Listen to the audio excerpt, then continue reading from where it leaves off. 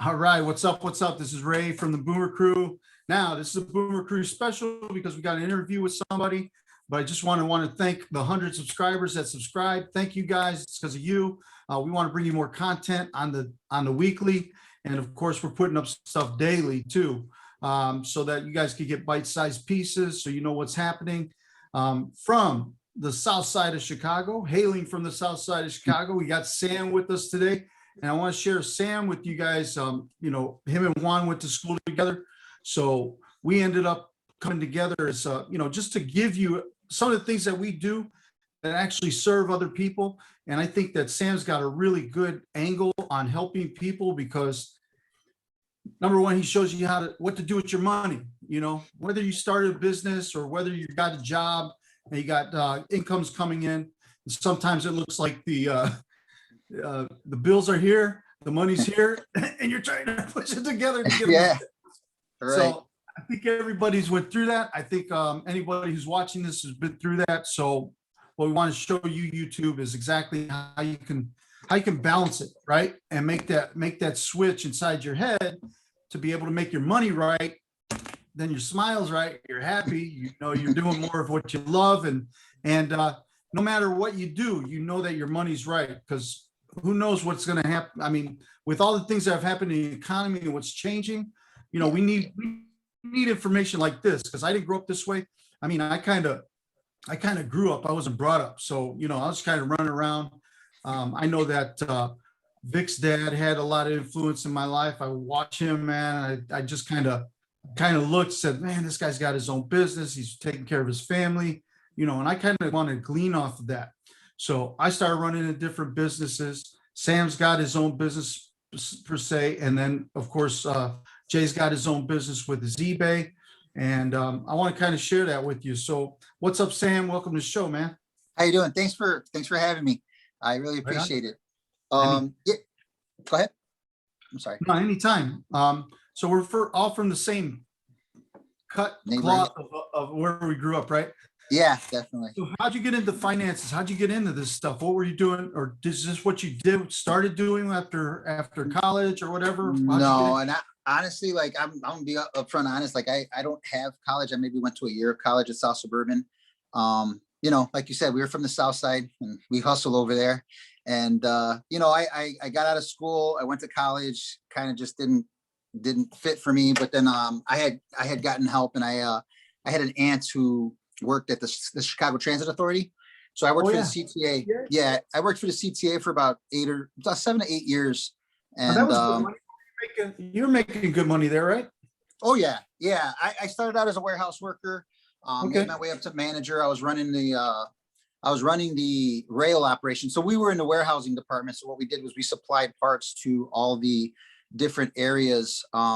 So they had train buses, they had train the stations where they fixed the trains, and then they had bus garages. So there was two sides. There was the rail and then there was the bus. And what we did was we supplied parts, but I knew nothing about that. I mean, literally started washing cars there, working in the warehouse, just, you know, unloading trucks. And then I worked my way up. At one point I became a manager. I was administrative coordinator first, and then they made me a manager. So I learned. So were you was it like this was the vision for your life right now, right here? It was, until I started seeing the inner workings of everything. Like, just, you know, you're young, you're taught to chase the brass ring. You're taught to, hey, go to work, go to school, go to work hard. And, you know, soon you'll get everything you wished for, you know, but then you get involved with, you know, you got the guy next to you trying to go for the same job. You got, you know, the politics and the whole thing, and especially working for, you know, municipality like the CTA. But I'll tell you what, I would not have traded that experience for the world, because I literally got the equivalent of a college education there. You know, I would have never thought that I'd be running an operation like that. I was doing their payroll. I was dealing with their unions, the union grievances and agreements. Yeah, vacation pics, you know, and with the unions, it's like, you know, everything has to be done specific, because then you get grievances, and then they're ended up paying money that they shouldn't have to be paying and stuff like that. So it was a really, really good educational experience. Well, and the thing was, I was making really good money there, but I didn't know what to do with it. I didn't own a home yet. I didn't, you know, I had a car, of course, you know, I had a car, but I didn't have any real savings besides what was in the pension fund that they had there. I didn't know how that worked. I didn't know how my deferred compensation worked. And I came across this company with my wife was actually working the business first, and she was licensed and she had her own thing going. And she actually taught me everything I knew about it. Like, so she was licensed. I saw what it was. I'm like, well, wait a second. Like, I need to learn this. You know, I'm making all this money and I have nothing to show for it. And, you know, no one talks to us when we're 18 years old about, hey, put away 15% of your income. And then by the time you're 40, you know, you might be, you know, you'll be pretty well off. Because you know, they do tell you that, but we just don't listen at that age. Yeah, yeah. And well, the thing was, Live off of, who wants to, so now you're talking about living off what, 15% of it. Now you're talking about living off of, you're putting 15% away. So 75% of your income. Yeah. So, I mean, how much of the population actually does that? Right. I mean, no, right. They don't. And the reason why is because where we come from, we don't see we don't see the after, like it's something you have to have a vision for. You can't just consequences of living. Yeah, because what do we see on the news? You know, the market's falling, pull all your money out, like, and you're not getting any real advice tailored to your specific situation. So if we're educated about it, then we can start making those educated decisions versus, you know, well, you know, this guy on this show is saying this, I better pull out my money. Or you're talking to the guy at the water cooler who doesn't have any more education than you do on the topic. And it's just because their uncle told them something who probably doesn't know anything about it anyway. Those conversations are like, hey man, I hate this place, man. We don't make enough. Right. So I got involved and I got licensed. I got licensed with my wife. And we just started sitting down with families and helping people. And I started learning and seeing all the different intricacies of everything. So at that point in time in our business, it was crazy because it was right around before 2008 when I got involved. And, you know, 2008, 2009, that's when the whole market, housing bubble, you know, bursted and all these. So we were doing what we called, they were like simple interest loans for mortgages. So basically we were helping people put their, you know, roll some of their debt in, but then also trying to get their payment lower and then getting them to pay it off faster. And most people, like, you know, so one of the things I had learned was we always chase the rate. We're always chasing the interest rate, right? So, and don't get me wrong, interest rate is good. You save money on saving the interest rate, but the real thing you want to do is how much money is coming out of my pocket and how fast am I going to be out of debt? That's what we're kind of looking at. So we were doing stuff like that. We were helping people with their income protection, which is their life insurance, and then teaching them how to save money with some of the money that we freed up out of their monthly budget that they were paying. So, so when I got involved, things were kind of transitioning over at the CTA. I really wasn't happy. Like most people think, oh, you had a great job, you're making good money, but I was pretty much at my ceiling by the time I was like 29 years old, 30 years old. Like I wasn't going any further. Let me pause you for a minute. What do you mean by your ceiling? That means you couldn't make your money? No, right. Well, any higher. At that point where I was, so I went to some school while I was in CTA because I think that was something that I had to do. I didn't know, they didn't tell me, they just told me I had to go to Harold Washington for these management courses, which gave me whatever equivalent of credits I needed for them to be able to promote me. So I took management courses in order to obviously show on my resume that I was, you know, good for the position. But with what I saw all around, nobody was, unless somebody retired or died, I wasn't going to move up. You know what I mean? So I was, you're talking 80, you're talking 80,000 a year. And I could have very well stood there, but 80,000 a year. Okay. Yeah. So I could have very well stood there, and been fine. But, you know, you think that, all right, you start out as a worker. Okay, once I become a manager or a boss, then some of the responsibilities are going to fall off me and I'm going to have more time for my family. And it doesn't work that way. It's like, then they just give you more responsibility and then you're getting calls at night, you know, and then we're dealing with the transit authority. So there's a lot of things that go on that you get called and beeped for in the middle of the night. So I wasn't happy with the situation. And then I saw the ability to be able to have my own business, be my own boss and run my own thing and not have to answer to anybody. Now you say that and people will look at that and be like, oh yeah, that sounds easier than, well, it's not easy. It's hard. It sucks. It's like, it's like, if I don't want someone having their thumb on me, then yeah, you're going to have, like, most people don't realize CEOs work 10 times harder. Like you look at Juan, like Juan works at UPS, but then he also runs his business, and Juan's working his butt off to achieve something that he has a vision for. So you have to have some kind of, some ganas, to go out and to take that kind of risk. So my wife was opening an office in Hegewisch. That was our first office we opened, and we were out there. And at the time, like I said, things were changing at the CTA. I saw an out, and I jumped in head first, man. And I didn't look back. And I'm not going to sit here and say, oh, it's easier or was it, especially now with the pandemic going on. Like there's up, it's and if I talk like too, how should I say, if I talk too kind of choppy, like if you need me to like break it down, like the market goes up and down. No, I'll pause you. I'll pause you when I think it's a good time, or anybody pause you and say, hey, do you mean this? That's okay. Yeah, so the market goes up and down. It's cyclical, right? And if you look at history, like every 10 years, some catastrophe happens, and then things plummet, and then people are running scared. And then meanwhile, you have all these hedge fund guys and the people who know how the business works. They're buying all this stuff up dirt cheap, and we don't know that. So it's up and out. Well, it's the same thing when you're running a business. It's the same thing when you're an entrepreneur. It's like you're going to have your highs and you're going to have your lows. And it's like and I think the longer you stay in it, and the more lessons you learn from the lows, then you're better. The next time your highs will be higher, and then your lows, you'll be able to deal with them a little bit better. I mean, and we've had them. So I would never change the world. I've had, and I'm going into the entrepreneurial part of it. Like I've had time with my son that I never had with my dad. I've been able to coach him. I have two sons. One's 15 and he's at Lake Central High School. And then my newest baby, he's like 19 months right now. So, and we've been able during the pandemic to work from home. 19 months. Yeah, thank you, sir. Yeah. So when you're newlywed. Now when you how old? That's that change of life, baby, man. No doubt. Hey, real quick, Stan, real quick. Yeah. The guy here, Rickster. Yes, sir. That's Ralphie's brother, older brother. Yeah. I don't know if he remembers me.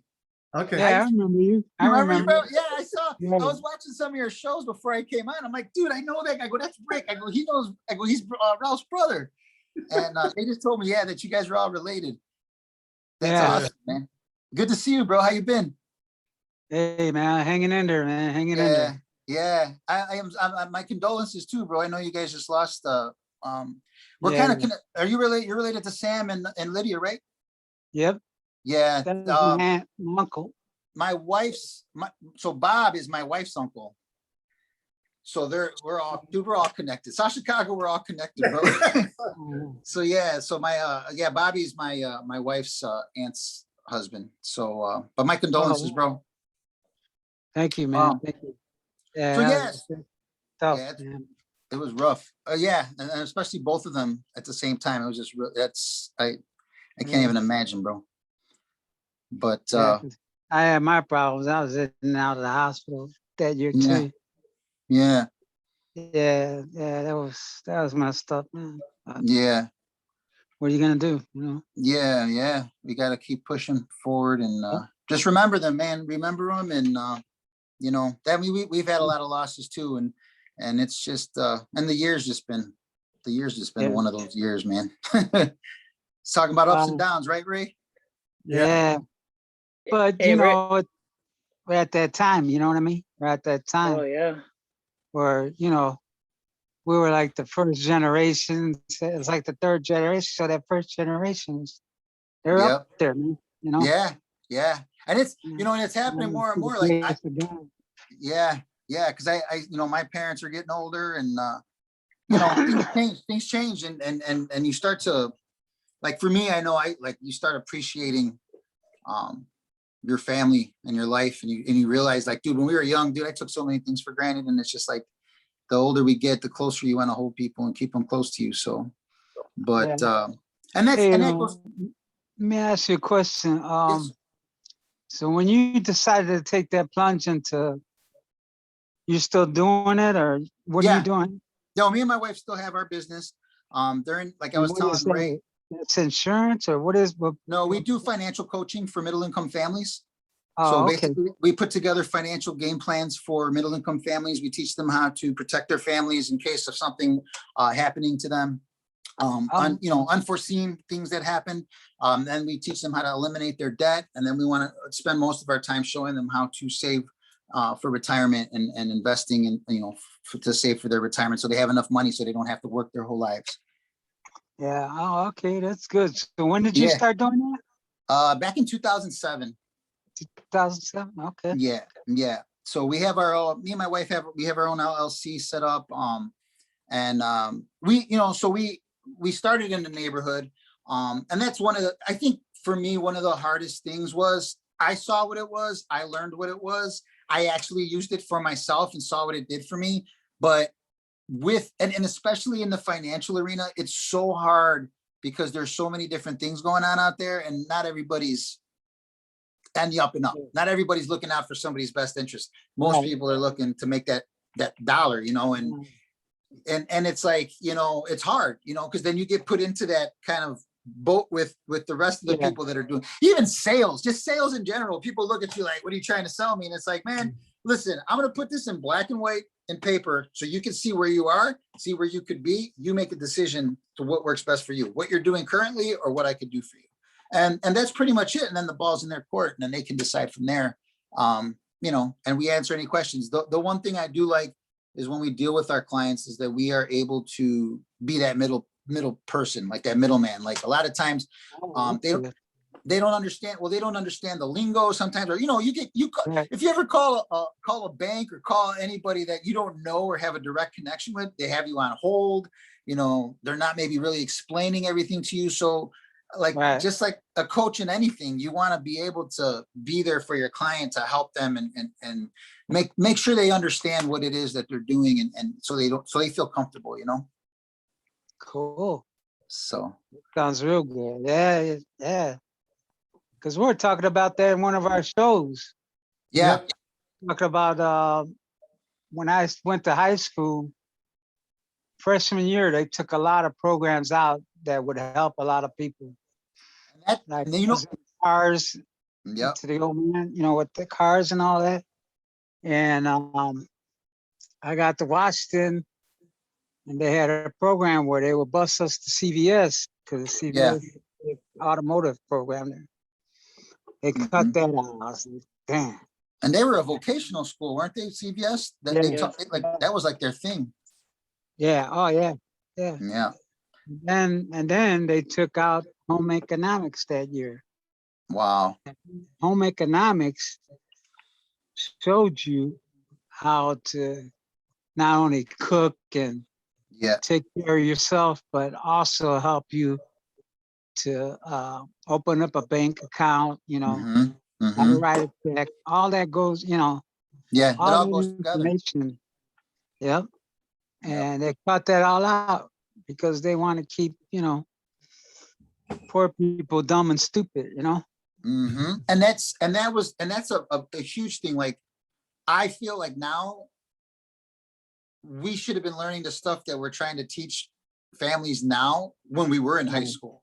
It's like, okay, I can teach them how to open a bank account. They teach you how to write a check. They teach you how to balance your bank account, but they don't teach you what to do with that money when you get that first paycheck.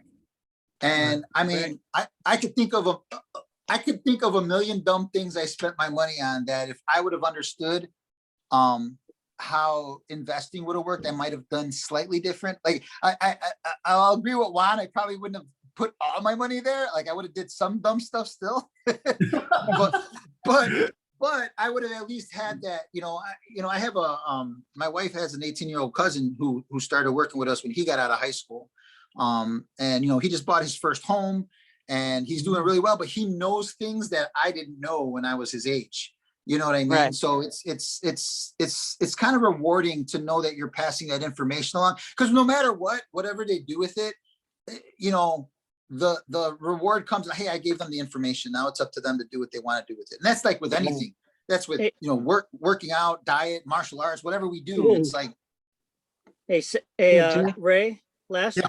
last week, you said our demographics were 18 to 34-year-olds. Yeah, And what that's was who's the watching us the most. right? If there's one thing, It's a great time to talk about it. right? Once you have your job, start putting some of that money away. Yeah. And Yeah, that's a good idea. So that's the one myth Or about parents, if they're living at home, take that Yeah. money away. yeah. So yeah, that's the best time when you're young. You have no Drag responsibilities. them out of here and take them to the bank, open an account and tell them, listen, hey, wait, hold on. I get my cut. I got something to say to that because my son, my son's kind of like he's a high. He's got to have the nicest shoes. Right. He's got to look good. This dude's like, Don Yeah. Juan, man, trying to be Don Juan on a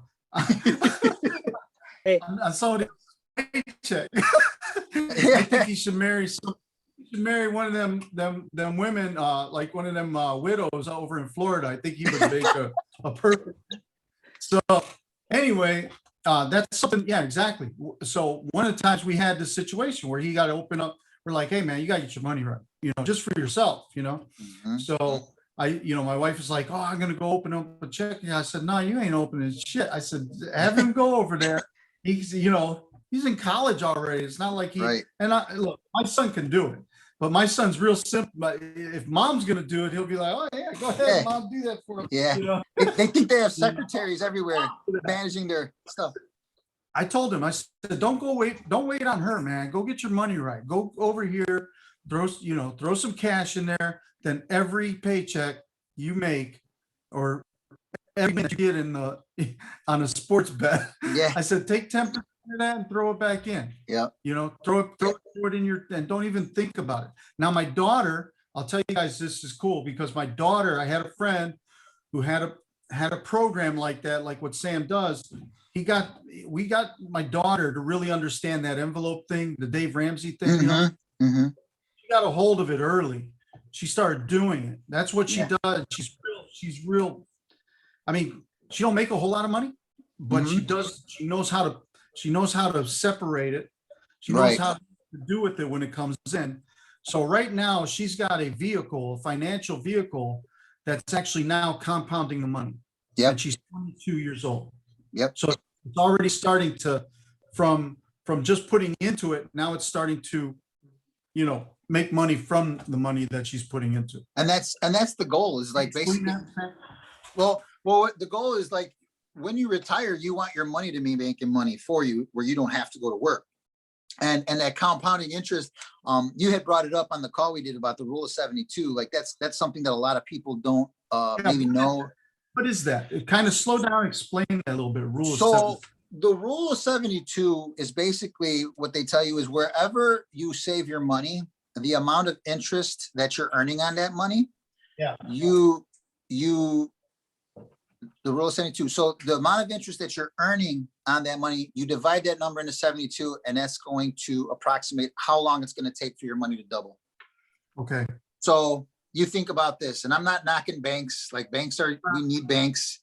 Sure. But what's like an average right now? And I haven't even looked at them, but what are the less than 1%. So divide that number into 72, and that's how long it's going to. Okay. So how many 72-year life cycles do we have, right? Right. So the thing is, it's like, you want to learn where you can. So you look at somebody. How old's your daughter, if you don't mind me asking? 21. Okay, so she's 21. You started it 2 years ago. Okay, so this is the thing that I think most people don't. From where we come from, the middle income, like South Chicago, the heart and soul of where we grew up. What'd you say? Come on, we weren't even that great, man. Right. It was great when the mills were going, when people had work. Yeah.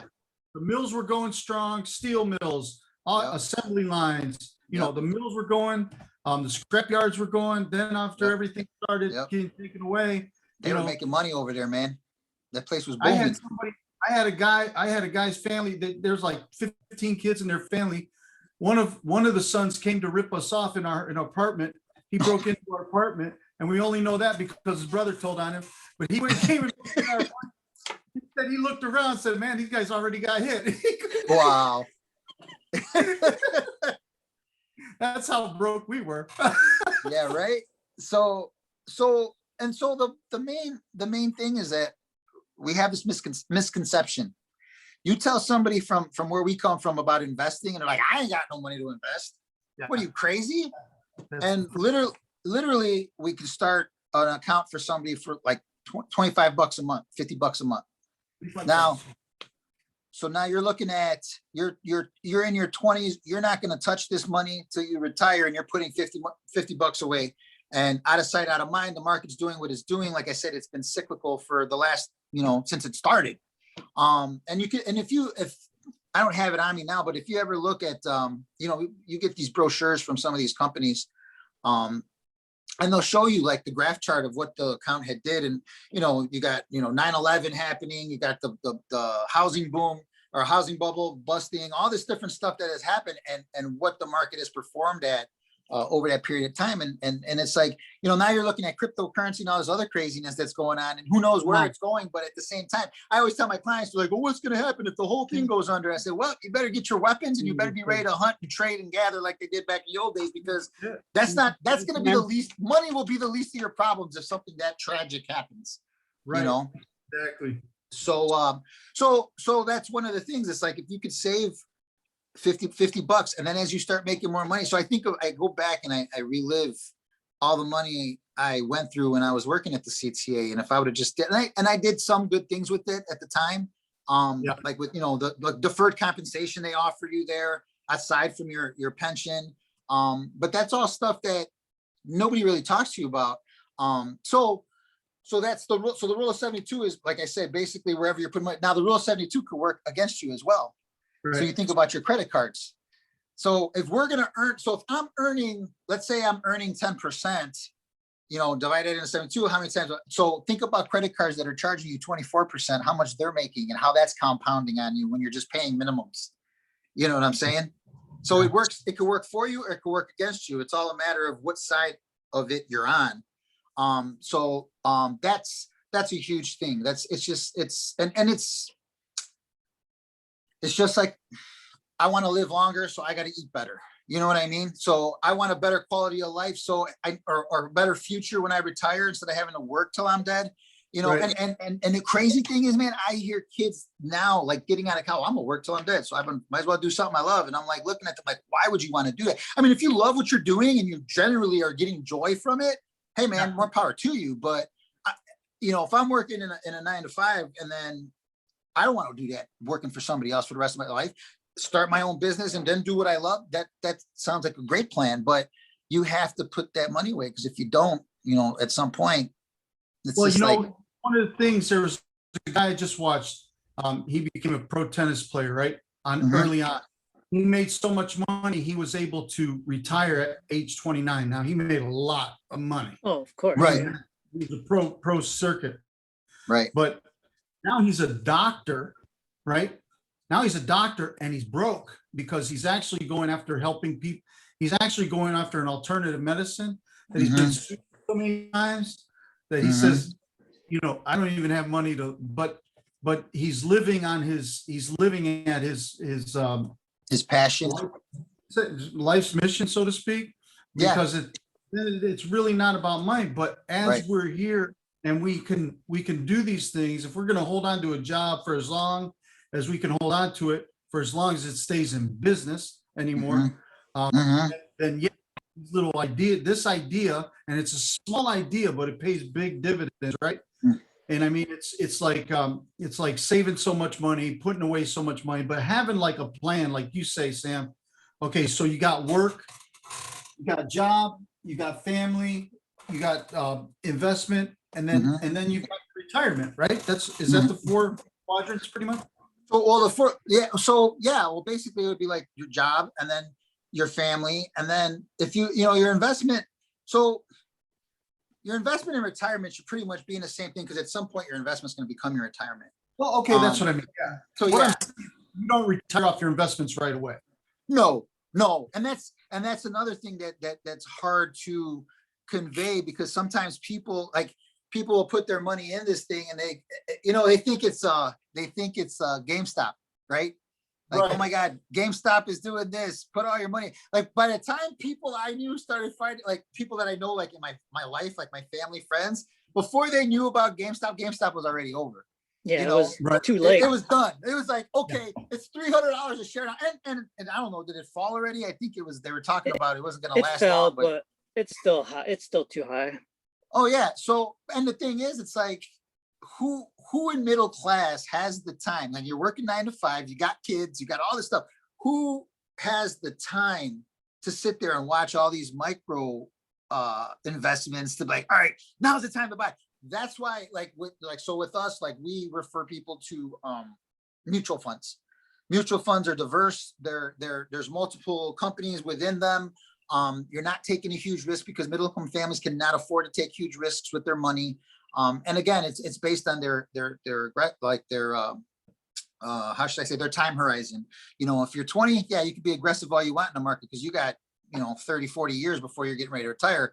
If you're older, of course, you don't want to take big risks. You want to have more of a moderate portfolio. So this way it'll make money for you, but not necessarily take huge dips. And, because it's something, very shortly you'll be retiring, stuff like that. So there's always a strategy, and it's always geared towards the individual's goals and where they are in life and it's actually what they're looking for. Got it. But So, the trick is start early. Yeah. Start early. Oh yeah. well, that's what I'm saying. When we saw what Dave Ramsey shows this one roadmap, so to speak, for young people, find something that pays you 10% on your interest, right? Mhm. And do this for 20 years, whatever, or do it till you're 30, from Right. 20 to 30. And then even if you don't put into it and you don't touch it, It still 30 makes years money. down the road, it's going to still earn a whole bunch of money. It's going to be a big amount. Right. So my thing is that if in fact, we talked a little bit about this, and I want you to cover this because this is important. So many people get afraid to actually, like you said, so you talk to somebody, medium income, and then they say, "Oh, I don't have money.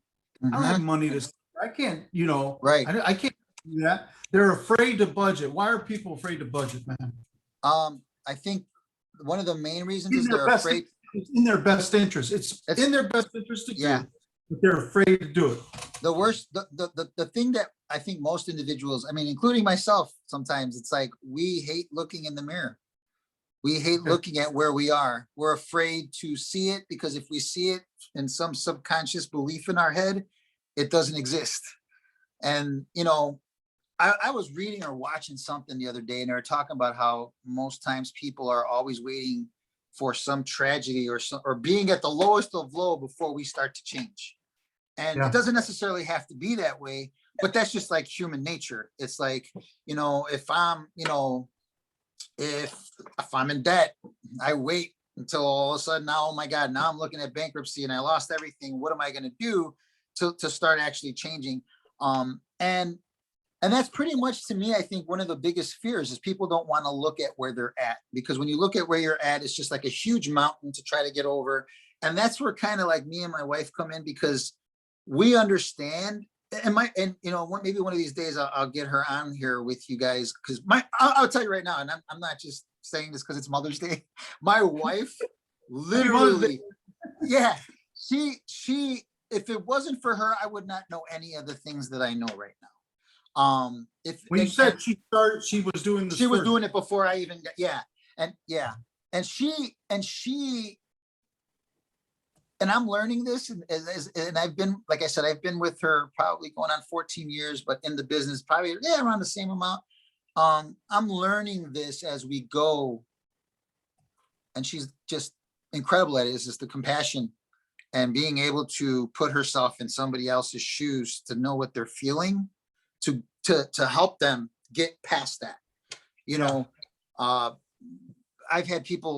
We've had people crying because of what we've done for them, because they never thought they'd be able to get out of whatever they were in. Well, there you go. And it's like, okay, let's take a look where you are. And then when you look at where you're at, then you can start to see what your budget. So we talked about the debt snowball. The debt snowball is probably one of the simplest ways that we could show people how to count. So the way we compound our interest to make our money, you can compound your payments to pay off all your debt and be completely debt free. And the way it works is basically most people pay their debts. I'm gonna pay a little bit here, a little bit here, a little bit here, a little bit here, a little bit here. And it just scatters all over and you really don't get ahead. So what we try to teach people is we teach people how to, you take your smallest balance and any extra money you're paying to everything else, stop. Take that extra money and put it towards that smallest balance. Once that smallest balance is paid off, now you take the minimum payment of that balance and the extra money you're putting and you put it towards the next smallest balance. And then you just keep going the same way throughout, through each of the debts until all your debt is complete. So it's similar to, I want to say it sounds similar to what the envelope thing is with Dave Ramsey that he teaches, because I know he teaches about putting all these, and then you just compound the money and you pay off everything faster. And it's amazing because there's been instances where we've seen debt paid off. They wouldn't have been out of debt for 30 years and then now they're done in 5, and it's just, the other thing is we tell people, get a shoebox. And every time you leave the house with $20 and come back with 10, put that receipt in the shoebox. And then at the end of the month, you and your spouse or significant other, you pulled it and you go through everything and see where all your extra money is going, because we spend money blindly without even thinking about it. You think about $3. Well, if you talk about Starbucks, you talk about like $8, $10 cup of coffee that's going to cost, and how much do you spend on that a month alone when you could, I don't know, maybe buy Starbucks coffee and make it at home, or just buy different coffee or whatever, like whatever it is your guilty pleasure is. And it's only for a small period of time until you get yourself on track. And then treat yourself to a reward after that. I'm big about playing games with your mind to get you to do what you need to do. That's a good point. What do you do? Give me some point. What is it that you do that you say that you're playing games with your mind to keep you going, keep you motivated? So maybe one of the things you can do is, like, if you have X amount of debt and you pay off, I don't know, maybe 2 or 3 bills that you got, hey, treat yourself and your family to dinner, or just make something, or you and your spouse go and have a date night or whatever it is. Just little things like I get motivated by, small stuff. Like, all right, even when I'm always talking about that because I exercise a lot and I'm trying to I got a 19-month-old now, so I'm trying to stay alive longer. Yeah. You know what I mean? So it's the same thing with that. It's like, okay, if I bust my butt all week, maybe I'll have a Sunday on Sunday. I don't know. Something small. Something maybe you've wanted and you just haven't had the money to buy it, and then you pay off a certain amount of debt, and then you have X amount of money saved, and then you put money towards that thing that you want versus just going and spending it randomly. And then once you have that money saved, it's like the same stuff I teach my kid. I tell him this stuff. Right. And that's one of the good things too, is when you learn it, or if you've done it, now you can pass that on to your, I tell my son all the time, I talk to him about a few different things. I talk to him about what he wants to do with his life. Does he want to get a job and do something he wants in that realm, or does he want to start a business? But I also teach him the difference between, hey man, having a job and being a business, you're working 10 times harder, because it's like you have to make things happen when you're in your own business. It's like, they're not going to come say, oh, here's your work and then here's your check. It's like, it's different mindsets. And not that either one is better than the other. It's all depending on an individual. But at the end of the day, how you manage that money you get coming in from either or, I think it determines where you end up in life. And money, money is just the tool that we use. It's not gonna, I hear all different schools of thought, oh, money can't buy you happiness. Well, it could buy me a boat, or it could buy me a Ferrari, and that'll make me happy. It's like, yeah, but then you'll have a boat and a Ferrari, but if you're really not happy with yourself, you're still going to be miserable, and then you're going to find something else to indulge in. So dude, I love that philosophy you just said, because that's true. Yeah. Yeah. So it's like, you have to, I guess, know what you want, know where you're at. What first thing is know where you're at. You have to know where you're at. You have to find out, like I said, the thing I love about what we do for people is not only do we find out where they're at, but we could also give them suggestions and coach them through the process to get to where they want to be. You know, I say that too. I just want to kind of jump in here with you because I say that too. Know where you are, but also know who you are. Yes. You know who you are, because once you know who you are, doing what you want to do that you love and actually monetize that, Yep. there's a whole lot easier than trying to do it when you're just trying to make money from it and you don't even know yourself or you don't know where you are. So Right, no, right. And then like the knowing who you are, the other thing is like, and here we go, we're gonna go start going off different angles now, right? that's okay.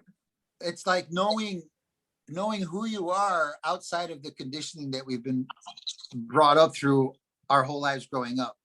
You know, like certain things that I've seen myself, that I've been involved in or that I've done. It's like, okay, well, that's who I am, but it's not who I am, so to speak.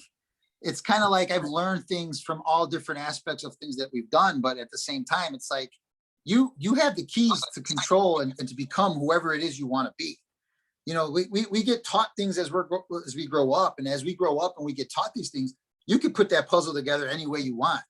You know, Right. and so and you start to learn that. And honestly, I probably didn't start getting that till just recently. And it's funny because with entrepreneurs, you hear about, especially men, because we're knuckleheads. Because like when we're younger, all we're thinking about is, yeah, we're chasing girls. We're like, you know, want to have the fancy cars on. And then like when you hit your 40s, you kind of like, okay, well, maybe I don't want all that. Maybe I need to do something more with my life.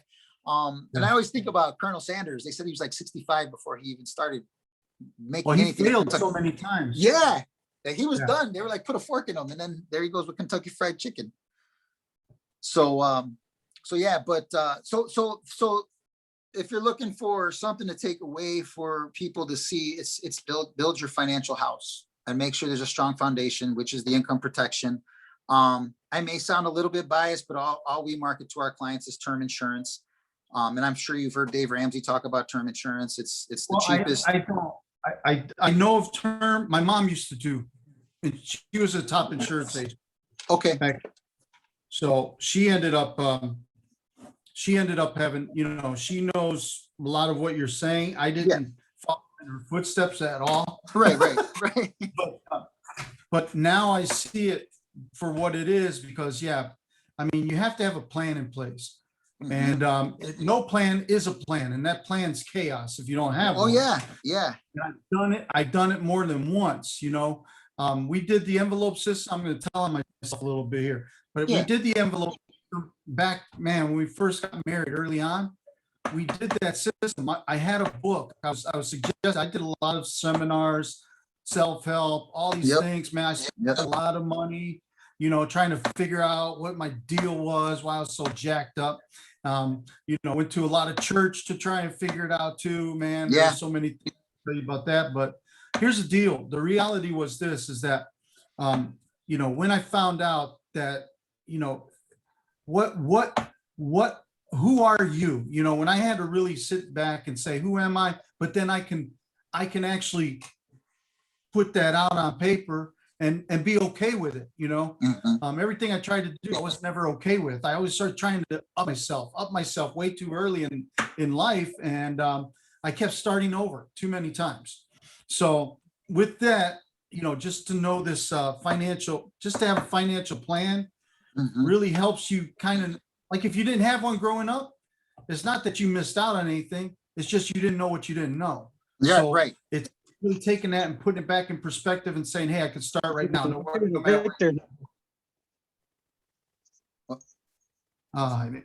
I couldn't hear him. He'll be back. You know, when I was growing up, you know, my dad had a store, you know, and I knew what it took to run the store because I watched him. And that's probably why I am the way I am now. I liked the hustle. I knew it was a hustle and he would only mark up stuff like 10%. I mark it up almost 100%, you know? But with like my dad, he had money, but I grew up poor. Right. It's like the millionaire next door, man. Yeah, my kids have no money, but they grew up rich. Mhm. You know, and that's, you know, that's, you know, that's not, I don't know if that's a good thing or not. Right. And You I know? just had that conversation too with somebody about our kids and the so we used to do this presentation back in the day, and we were talking about the baby boomers being the greatest generation because, you know, they created our economy to what it was, and anything the baby boomers wanted and needed, if you could get into that market, you would stand to get wealthy. And then they would bring up Generation X, which is my generation, and they would call us the laziest generation on the planet because our parents grew up with nothing. And then as they grew up, credit cards came into play, and then they wanted to give their kids everything they didn't have. And then when we had kids, then now our kids are even 10 times better off than we were. And it's like, okay, where does the resistance come in to teach them the life lessons they need to learn? That's a good question. And it's hard. Where does You know what? Man, that's powerful, man. So it's like, I don't know, this is going to sound really crazy, but that's why my kid wrestles, because he's got to go out there and feel some kind of resistance and have some kind of push. Because it is, you know, I think about us growing up in South Chicago, Southeast Side, and you know, we had street gangs out there. We had all kinds of dangers we had to like avoid or try to navigate through. Exactly. Man, that's perfect. You know, Sam, you know, we've talked about this before, how we can relate everything back to wrestling. Yeah. And, you know, the way we started was we wrestled, and then wrestling turned into martial arts arts turned into business, the martial arts business. Yeah. And did you ever wrestle with Joel? Yeah, we wrestled with Yeah, Joel. he was on our team. Yeah, that's what I thought. Yeah. And what that taught us was, when you're wrestling, it's like chess. You're 5, 10, 15, you know, if you won already before you stepped out on the mat, right, or in the ring. You have this plan, but the only way you can do that plan is by, okay, someone's gonna do this, I have to do this, I'm gonna have to do that, I'm doing this, I'm doing that. You're already jumping, I'm already 10, 15 moves ahead of you before something happens. So it's almost like you're anticipating. Yeah. And so but you have to make a good choice. Right. Because that one good choice is going to springboard all the other good choices. Now, if it's one bad choice, you're going to have to make more bad choices before maybe you're on the right track again. But it's the same thing as fighting, martial arts, wrestling. You have to make good choices. And it's the same, and so like with money again, so why do wealthy people's kids become wealthy? Why is it like once somebody is like wealthy, and I'm talking like, you know, uber wealthy people or entrepreneurs who are, you're talking about generational wealth, like generational wealth, or somebody whose father was a CEO of some huge company, and then he takes it over and they just keep on passing it down and down. There's a mindset there.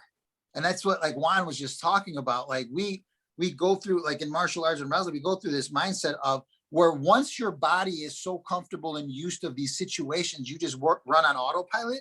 It goes the same thing with your finances. So if all I've seen was my parents struggling, working, busting their butt, never getting ahead. And then I say, okay, well, that's what I got to do too. Well, then that's my mindset. And then my family and my kids, and then we just keep perpetuating that same thing. And whether I become uber rich or wealthy before I die or not, the fact that I was able to change the mindset of what we were taught to my children, to me, is all the wealth in the world, because now they have the ball in their hand. Once they get out into the real world, they have to figure out and navigate and decide. And I can't do it for them anymore because they're probably not going to listen to me anyway. But if I have that influence, now you look at financial coaching or like once you know, it's like the Matrix. Once you know, there's no one knowing. Like you can't go back. You already know. So once you start putting these things in play and see them work for yourself, or see how it benefits you, and then how you're living a little bit more better of a life financially with, maybe less stress because you paid off X amount of bills. Right. Less stress about the future because you have X amount of money saved. Less stress about, day-to-day life because you have that insurance in place. So God forbid something happens to your family, you're not going to be devastated financially. All those things all come into play. But now, not only did you just do that for yourself, but your children were watching you do it too. And now they see what the thing is, and you can pass it on to them. So just like anything else, like, we get knowledge, we pass knowledge. And as we pass knowledge, we help more of the world just by sharing that knowledge. And whether they do it now or do it later, regardless of the fact that information got to them and they're able to, make different choices and decisions based on the foundation you set for them. That's right. Yeah. Good, man. Good I stuff. I know with me, if I had known about stocks and all that, and I worked for a company that was we manufactured windows, commercial windows and private sector windows, like the windows in your house and stuff. Mm-hmm. I worked at in the warehouse, and I would do repair work. So it was a shop that, we repaired a lot of stuff that was broken, or we put together new screens, new windows and all that. Mm-hmm. My buddy were leaving the job because I got a call to work construction, and dude didn't want to pay me what I wanted to run the shop. So when I got the call, I left. But one of the guys was like, "Hey man, I'm gonna go get my money. You gonna go get your money?" I'm like, "What do you mean?" He goes, "Yeah, our profit share and all this other stuff." Yeah. Yeah, I was like, "Oh yeah." He goes, "Man, I'm going to get my money." And like a pendejo, not knowing, Yeah. I went, and it wasn't a lie, but Right. that was another reason. But because if I had left that in there, dude, like maybe 2 or 3 years later, that company blew up big time. Wow. They were the major contract for CPS to do all the schools, windows and stuff, Yeah. anything. So they blew up, man.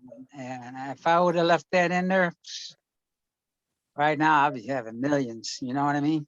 Yeah. But Yeah. took Yeah, that you money. can't think about that though. You never know what No. would have happened. Right. You don't. And that's the thing. That's one of the biggest, I think, anticipating that, or trying to, like, we always tell people, like, stop trying to time the market or time. It's Yeah. like, that's why you have to have like a diversified plan. Because if you like, look what happened with Enron. All those people had all their money in Enron, and that place went under, and that was it. Like, they lost everything. So you don't ever know what could or could not be. But I know what you're saying is like, man, if I had a little bit more information, like we said in the high schools, like they should be teaching all of us about all the high schools should be teaching about money. Like there should be a class, not just about like checking accounts, but like actual management of money. It's got to be e-commerce now. It's a totally different economics. It's e-commerce. Yep. It's everything. And they should. And hey guys, I gotta leave. But keep talking, because I'll listen to the rest of it when you guys post it. All right, cool. But sorry, thanks, guys. Juan. All right, Jay. Bye, Rick. Bye, Sam. Bye, Ray. Thanks, bro. Take care. Bye. So, all right. So yeah, so it's just, it's a matter of like I said, gathering information, sharing information, and we learn. One thing I like, it's a saying. It's called if you learn from your own mistakes, that's great. But if you can learn from somebody else's, that's even better. So it's like if like, don't repeat it if you know that it could have been better by doing it a different way, but at the same time, share that knowledge, man.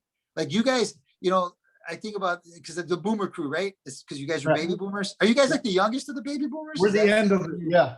Okay. Yeah. So it's like, there's so much to learn from our elders. And that's another thing that I think has been going away. It's just like, that's what I learned. kids know it all now, and I'm probably just getting older too, because it's like everything I tell my son, he looks at me like, I'm like, hey man, you can take my information or not take it, but believe me, like I've been through some stuff and I've seen some things, and it'll help you. Yeah, But, I had guys like that, some OGs, man. yeah, I sit there as a kid and listen to them, and yep, learn how to survive if you're gonna be out there in them streets, yeah, yeah, and it's the same everywhere. No matter where you came up or what you've been through, it's like there's always a lesson to learn, no matter what. Yeah. And like I said, through the grace of God, I was able to come away from that. Yeah, 'Cause I was moving weight, man. yeah, I was, but that's what I had to do to make money, right, until something better came along. yeah, But yeah, it's just like, or like even with that stock investment, hmm, even though I left the job and went to work somewhere else, if I would have left that in there, yeah, and but so yeah, I mean, yeah, you just don't know, but if I had known, you know, sometimes it's better, I guess if I had more information, I probably wouldn't have taken it out just to see what would happen. You know what I mean? hmm, hmm, If nothing was happening, then I would have took it out. But I was just going behind my boy, right, and he got me all jacked up and pumped up because I forgot all about it, right. Until he mentioned it. Well, and that's another thing. So, like you said, your friend, you were just following by what he said because he didn't really know. He just heard some things. Is that what you're talking about? And that's and Yeah. that so that's one of the other things that's like before, like you really don't hear of people going and sitting down and talking with middle income families about investing. And Right. and without being derogatory about anything, like most of these guys, they go out and they look for the big net worth people because that's where they make the most money. Right. And so it's kind of like and that's why I love what we do, and I love because I can help the little guy. I can help the Right. person who's living paycheck to paycheck trying to get ahead by giving them that information versus them getting a 1-800 number and telling them, hey, you know what, you could talk to our clerical person because you don't have a high enough net worth for me to actually give you advice. And that happens a lot,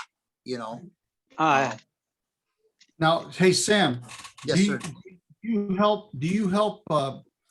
you help people more on okay, so if you have somebody who's got who works W-2, but Mhm. then the people who have a sales position, Yeah. and they're making, now how is that two different things that you do with them, or is it all the same? pretty No, much? it's all the same. I mean, we can help wealthy clients as well, or people who maybe, like you say, they're in a 1099 position. It doesn't matter. It's to us, our target market, like I said, is middle class.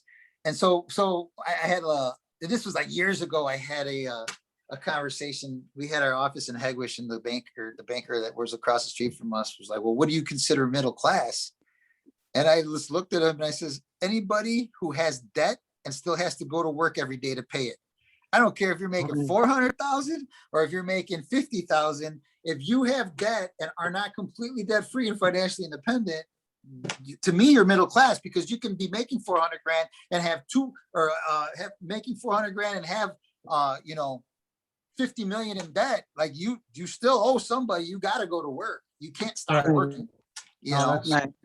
No, that puts it in perspective right away. Yeah. I mean, you think about all these professional sports athletes, these young kids that come out of school and they're going into the pros. There's nobody, all they have around them are sharks trying to figure out how they can extract the money from them. And they have no knowledge of any of this financial education for themselves. Right. And there's so many examples of that, man. And they're broke, and it's, I think my favorite comeback story is Mike Tyson. Yeah. You make a comeback. He went full circle, man. He was Big time. Big Yeah. time. Yeah. So, but that's, yeah, that's, you know, pretty much it. But yeah, if you, you know, we could probably do this again and I could probably have some more detailed. What I would like to do next time, when you're on, we want to have you, I don't know, you have the ability, or I have the ability here on this side to go ahead and open up a whiteboard Or shared and to screen. have you share the screen or share the, Yeah. yeah. Okay. And Yeah, I yeah, think I could do that. Yeah, because I there's some other stuff that we can go into more detail with that, you know. This will be a part one with you. Okay. And, would love to have you back because I know that if people get the concept in a picture, I'm a picture guy, you know, you can Right. tell me a whole lot of facts, you can tell me a whole lot of figures, but I can't understand unless you put it into a picture, some type of graph where I Yeah, can really. visual. Right. a visual- They call yeah, people that need either visual or audio Yeah. to help them, Yeah. or And both. I got I'm both. visuals. yeah. Yeah, I got some visuals. I just have to, like I told you about, like our compliance and stuff, as long as and it's generic stuff. It's not, Right. And we want to stay away. Now, what I want to do is, guys, we could do a whiteboard. Yeah. There's also a whiteboard on here, and you can write, you Draw. can draw. Yeah. Cool. And you can draw it out, and it's, you know, that's more generic on the side of Yeah, just. and you know what? It'd probably be a little bit more fun because we have like there's some stuff that me and my wife do. We call them napkin presentations, and it's basically Okay, like There you it's go. like it's kind of like if you're at a party, like and you're just having a conversation, or someone brings it up, like you just draw it out on a napkin really quick and show them Yep. different concepts. So, but yeah, So- that'd be cool. That's gonna kind of what we want to focus on next time. I'm thinking about in 2 weeks, the week Sure. after next. Okay, All let me right. check the date and I'll double check it and then I can call you this week and make sure that Okay. I'm clear for that. Let me see, night.